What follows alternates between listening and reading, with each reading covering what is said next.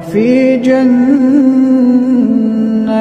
عالية لا تسمع فيها لاغية فيها عين جارية فيها سرر مرفوعة وأكواب موضوعة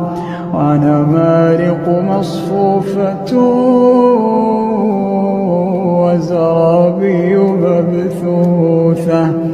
أفلا ينظرون إلى الإبل كيف خلقت وإلى السماء كيف رفعت وإلى الجبال كيف نصبت وإلى الأرض كيف سطحت فذكر